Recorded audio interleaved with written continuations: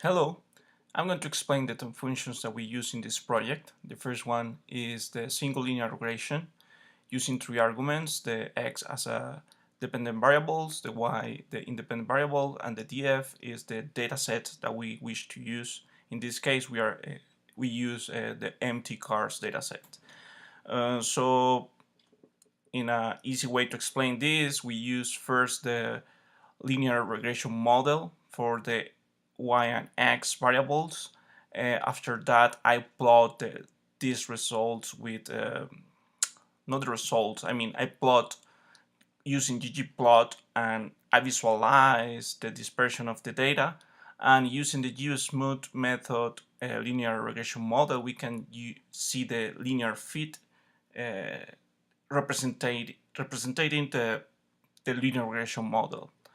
I use the ggsave to save the plot, and I use as an option the predict function in the same data set using the linear regression model that I got, and I saved as a CSV file, and at the end I return a list with the summary, the coefficients intervals, and the plot. So we can see here application using the mtcars as using the mtcars wt as a x variable, the mtcars mpg for the y variable, and the dataset mtcars. We use the function, and we get here the summary, and we get the coefficient intervals too, and we get the plot. We get 2 times the plot because I put in the function the print here in this line. I put the print the plot. That's the reason.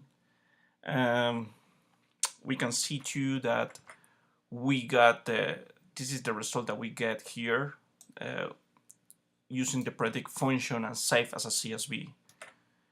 So for the second part is use the bootstrap function. For this function, I create using just the 2 argument x. This is a sample data, and the alpha is the 0.05 in this case. So I use iteration of 1000.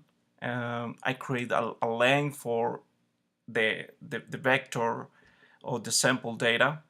With this length, we create a sample that use the number of iterations, and with this sample we can create a matrix that we create with the number of iteration, what we create the number of columns, and the number of rows will be the length of x.